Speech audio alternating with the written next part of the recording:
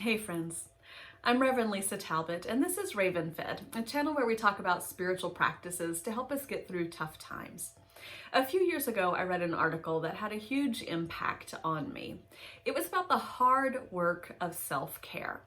And the author wrote about how self-care isn't just about bubble baths and pedicures, that self-care is really doing the hard things that are good for us but aren't necessarily fun to do. Things like making those medical checkups, making the dentist appointment, getting a handle on our debt and our finances, cleaning our house to help clear the clutter that causes anxiety. The article was all about the hard work of self-care, those things that don't sound nearly as appealing as bubble baths, but go further and make a deeper impact on the way that we care for ourselves and the way that we handle our anxiety through life. Well, as I was thinking about this hard work of self-care, I was thinking about how this extends to the people that we love as well. And so today we're going to talk about some of the difficult conversations that it's important for us to have with our spouse, our partner, our families, our parents, our adult children, whoever it is in your life whose future you deeply care about and for whom you may be called to make difficult decisions at some point. It's important to have these difficult conversations, and in my experience, sometimes the greatest difficulty is just starting the conversation. I always say that one of my favorite parts of being a pastor is that I get to ask the awkward questions. In fact, I'm expected to be the one to ask the awkward questions, the intimate questions, the probing questions that try to get more to the heart of the matter. And almost always I find that people welcome the chance to be able to talk on a deeper level. So it takes some courage on your part to reflect on these topics for yourself, but also to broach the subject with the people that you love.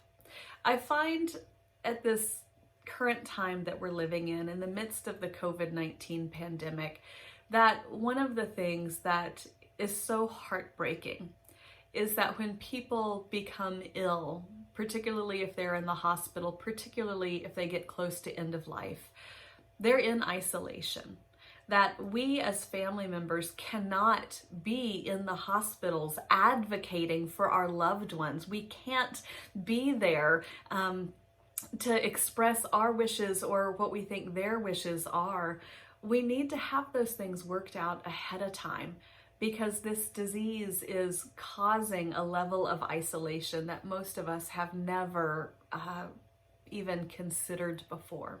So there are three things that I want to encourage you to talk about with people that you love and to reflect on yourself.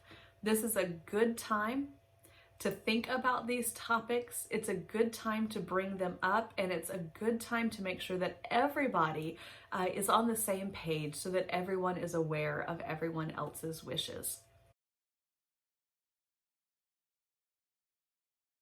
The first thing that I encourage you to reflect on for yourself and to talk to your partner or your family about are finances. It is very common in a family for one person to be the finance person, to be the one who controls the budget, checks the bank account, pays the bills. That task often falls to one person. If that person is you, how can you make sure other people in the family have access to that information in case you fall ill?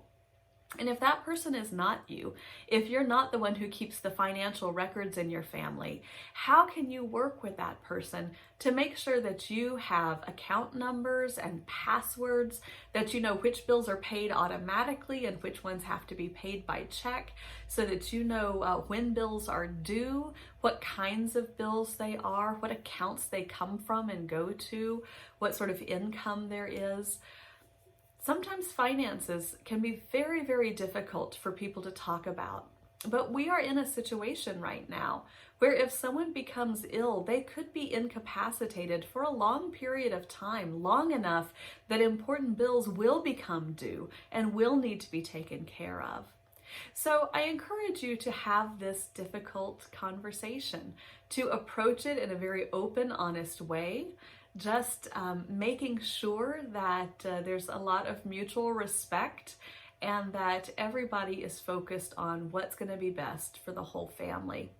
This could be adult children who are having this conversation with their parents. It could be parents who are checking in with their kids to make sure that their finances are in order. It could be spouses or partners who are making sure that everyone has access to all the information they need to make sure that regardless of who becomes ill, the family can still remain fairly stable and not have to worry about bills going unpaid or lack of access to either funds or to information. So the first difficult conversation I encourage you to start is the conversation about finances.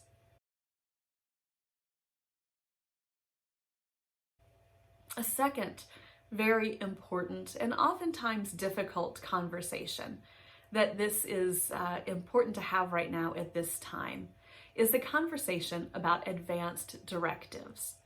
Do you know your loved one's end of life wishes?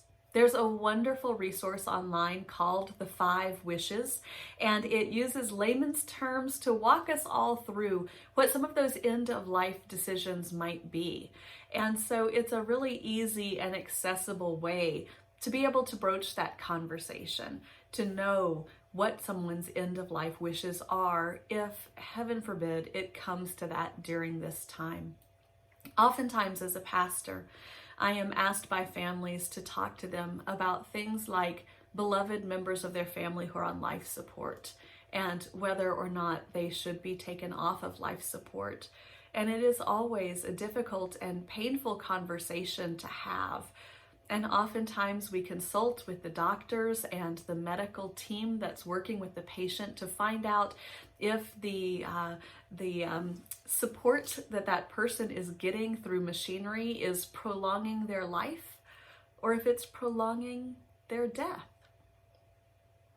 And that is a conversation that can help families make a decision about removing those extraneous life support systems. But it's always the most helpful to know what the actual patient's wishes are. And we have to know those before they become a patient. That's one of those conversations that we need to have before we need to know. And that's why it often is a difficult conversation to broach. Sometimes people feel like they're courting bad luck to talk about something like that ahead of time. But it really is good for spouses, for partners, for children and parents to understand what each other's end of life wishes are, so that in the absolute, heaven forbid, worst case scenario, you know the decisions that need to be made because they reflect the will of the person that you love. I have helped many, many families through end of life and through funerals. And while loss and grief are never easy, it is more manageable when the whole family is on the same page and understands what their loved one's wishes are. I'm going to link the 5 wishes down below because it is such a helpful resource to have this conversation about what you or your loved one wants at the end of life.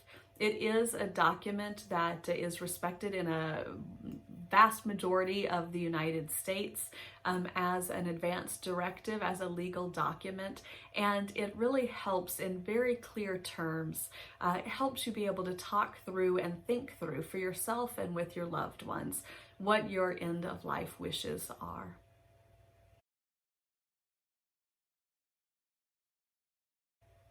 The third difficult conversation to have is the conversation about having a last will and testament. It is very important to have a will written out, notarized, help an attorney to help you write it. All of that is really essential to do so that at the point where it's needed, it's all in order. It's all in place. The probate system is so much shorter. The legal issues are so much less when somebody's will is written and is known and is available. And so this is another topic that sometimes people struggle with broaching because, again, it feels like courting death or inviting bad luck to talk about the end of our life. But really, it's a conversation about love and respect. It's a conversation with somebody saying, these are the things that I have in this life, and these are the ways that I want them divided after I'm gone. These are ways that I want to show love to the people who have depended on me through life, and the way that I want to care for them even after I'm gone. It's a conversation that you can broach in a very trustworthy, open, respectful way, so that people don't feel like they are being pressured in one way or another, but that it's a way that somebody can show their love for their family even after they're gone, by preventing the hassles of probate, by preventing the infighting that can occur between families when someone's wishes weren't known. And it's just an important time right now as we all have in our minds end-of-life issues, to make sure that people have their wills in order. This is something that at the beginning of this crisis, my husband and I looked into because we knew we had wills, but we hadn't looked at them in a very long time. And when we did get copies from the state where we had filed our wills, we realized it had been almost 10 years since we last reviewed our wills, and things had changed significantly since then. Our family has changed since then. Our assets have changed since then. And so we're in the process of reviewing and updating our wills to make sure that all of our beloved family members that we have currently, and all of our assets, all of our, whatever it is that we have that might be important to members of our family, are distributed in a way that shows that we care for them, we love them, and that we are doing our best to care for them even after we're gone. Conversations are only as difficult as we make them. And sometimes the very hardest part is just starting. And so think about how you can approach this with love and respect, because that's what we're all feeling right now.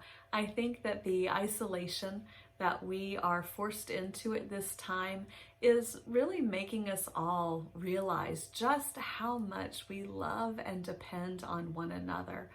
And because of the seriousness of this illness, it's important that we have those conversations about finances, about end-of-life wishes, and about wills, to make sure that if the worst happens, that our families are able to handle it in the best, most loving and respectful ways possible.